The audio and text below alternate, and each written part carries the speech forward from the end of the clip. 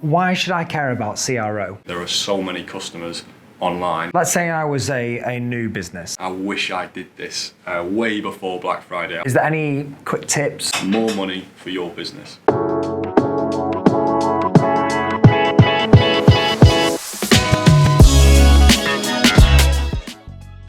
Hello everyone, today we're talking to Tom, who's one of our CRO specialists / SEO, and we're going to be discussing how to prepare for things like Black Friday and beyond. So let's jump straight into it. So Tom, why should I care about CRO and SEO, and how does it affect my business?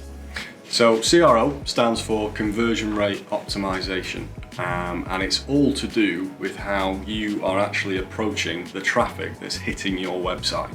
Because you could be running a digital marketing campaign across a paid search channel such as Google Ads, or you could be running a digital marketing channel from social across, say, Facebook advertising.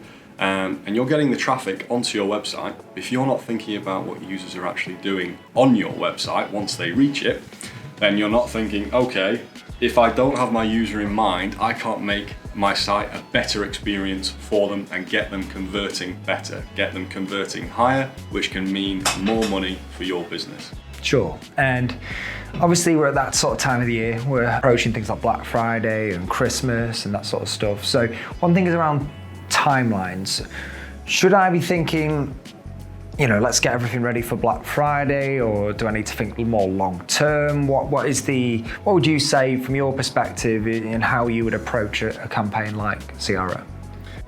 So just for some context of how we usually start to set up one of our CRO and Grow campaigns is we speak to our customers right at the start of the campaign about the biggest barriers that we identify that are stopping preventing users from converting at a much higher rate. And if we can actually address those early on in the campaign, there's obviously going to be a much greater impact for our client's business earlier on in that campaign. However, a lot of customers have come to me before. Previously, I had a customer, Kevin, come to me before Black Friday last year, for instance, and say it was about a month before Black Friday, and he spoke to me about wanting to actually do some CRO work. He was currently on one of our SEO campaigns, not our CRO campaign, and he asked about CRO work in time for Black Friday. And I had an honest conversation with him and said, whilst we can analyse and take a look at your user behaviour of the traffic coming through your website from each different traffic channel, so paid, social, organic, what I would honestly recommend is you will have, if we look ahead in 9 months' time after we start running a CRO and Grow campaign, whereby we actually look to take away some of those barriers that are stopping users converting on the website. Kevin was coming back to me 9 months later and saying, I wish I did this way before Black Friday. I wish I put that investment in beforehand so we could have the right strategy and planning in the lead up to Black Friday, when obviously there are so many customers online, far more traffic coming through each different digital marketing channel. Sure, so in a nutshell, what you're saying is it's not as easy as just revamping a website or saying, let's add a call to action here. It's a more calculated long-term approach. How do you determine what sort of changes you should make? Is it a calculated decision, or is it just from experience? How do you decide? Generally, when I'm running through a CRO and Grow campaign with a customer early on, I'll have that initial conversation with them where we chat about their website and we chat about certainly the stuff that I've identified. And I try and identify these different factors and the biggest barriers that are stopping users converting. By means of a quick analogy, I put it down to 4 pillars of CRO, and that's the speed pillar, the trust pillar, the structure pillar, and the journey pillar. Now, each of these pillars I can class as relatively weak in a client's for a client's website, depending on actually what's there. Every customer is different, every website is different. When I'm going through the speed pillar, I'm looking at a site's performance. Is it very slow? Is that stopping users from when they're actually landing onto the page? Is it actually causing them to bounce straight away because the page is actually taking 8 to 10 seconds to load, for instance. One quick factor that I would instantly identify, I would take through with the customer. The trust pillar I then look at with a client's website. Very self-explanatory. That's when I look at the actual trust indicators on a client's website. So if you're running an e-commerce website, for instance, and you have, for instance, client reviews that they've left on whatever platform you have, or product reviews, or you've got great things about your business, great USPs, but none of them can be found throughout the website, especially as near the actually above the fold. And when I say above the fold on websites, I'm talking about the screen area you'll see on each website before you start scrolling. Sure. That is such a crucial area for when the users land on your website from your paid campaigns, from your social campaigns, for instance. Actually, what are they seeing, what's attracting them, and what's installing that confidence in the customer to actually make a purchase through your website. Sure. If I'm noticing a lack of those, or in fact I'm seeing that those indicators are in the wrong places, not in best practice places, that's the conversation that I start having with the customer. I say, look, these are going to be some really, really good wins that we can get early on in a CRO and grow campaign, and we can advise on that further with our expertise and with our data-led approach on our side. Third pillar, structure pillar. This is simply to do with the actual, are we displaying the right information for customers on a given page? Now, as an e-commerce example, we usually approach this as, okay, for a home page, what is it that you do as a business? Is the right information there for that customer as soon as they land on it? What information is available to them as they scroll down the page? Is the content relatively thin? Does that need to be branched out?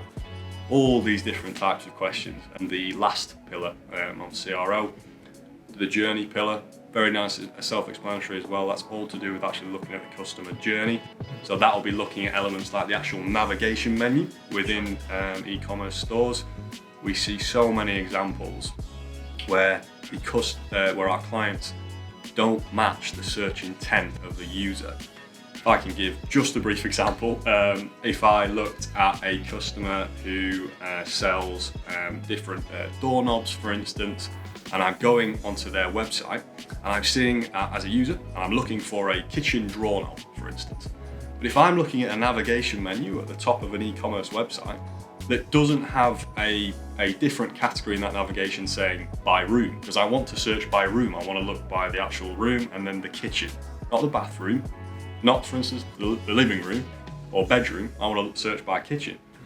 However, we see examples plenty of times where our clients don't necessarily match that search intent for the user, and it creates problems for customers within their customer journey, and it stops them from converting. If they've got to take all those extra steps to make a conversion, you're effectively just making it far more difficult for that user to convert, and that's why your conversion rates can be lower. Sure. One thing I want to touch on is the trust pillar that you mentioned.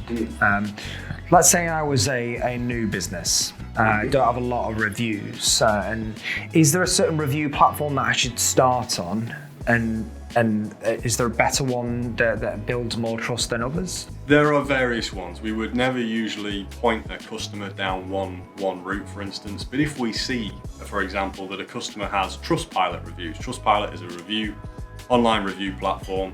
It's very, very widely known. You should be familiar with it.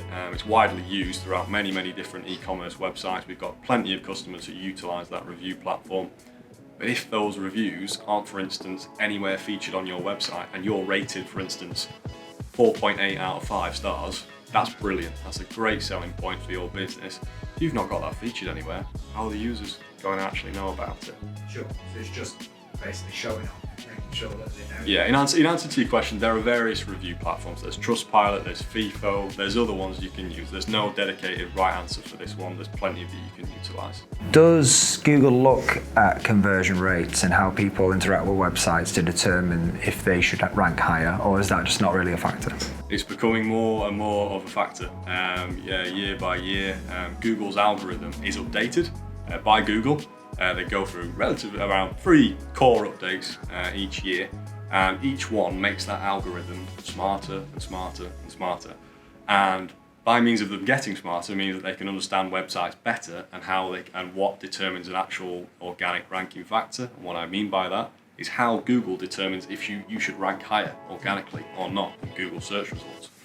So when you're talking about the engagement of a website, if I am a user and I am finding your content really, really useful, I'm clicking through to other pages within your website, I haven't necessarily jumped onto your website and bounced straight off again or left very, very quickly, then over time, Google is able to actually measure that engagement and see that your users are interacting well with your website and that your website is essentially providing very useful for them. Sure. And they will rank you higher organically. So it's a longer term benefit that if you set up your website better for conversions, not only are you going to directly impact your conversion rate across all your digital marketing channels, but you're going to end up actually ranking higher organically as well, because Google rewards you for that.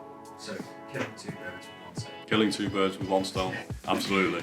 So the last thing I have, last question I want to ask is something actionable that people at home or they can use, and something maybe they don't want to hire an SEO or CRO company straight away, but something they can add to the website, maybe a few things that can marginally increase their conversion rates. Is there any quick tips or anything like that you could give? I would, first of all, just to answer that question first of all, is I would always say, in order to action this work as well as it can be and to get your users converting as well as possible over time, you need a data-backed approach. You need experts like myself, like my team, to be able to take a look at your website, find out what it is that you need, find out the barriers that are stopping your users from converting. That doesn't happen with adding a banner at the top level of your website that says 20% off and then just leaving it and hoping that users, because there's a discount, that users will convert better. You need a data-led approach. There are far too many factors. But if we're looking at a quick win example, there's no reason why it can't be a benefit that if I'm accessing, let's take an example, if I'm accessing an e-commerce website, say that's, let's do the doorknobs example again. If I'm accessing this e-commerce website that's selling doorknobs, and I've landed on their website, and in the top level of their website, so round about where you see the navigation menu, I'm not seeing any trust indicators or unique selling points, USPs. And yet there are great things about this business. They're able to offer free delivery all across the UK. They've been actually selling doorknobs for over 30 years. None of that information is actually there for me to help install trust in me as a customer.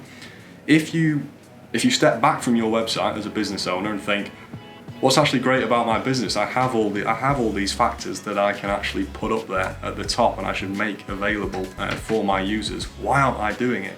Because it's only going to work to install more confidence in your users. So just as a very, very small place to start, there's not a data-backed approach, there's no reason why something like that can't help your business. Perfect. Well, thanks for your time and appreciate it. No problem at all. Cheers.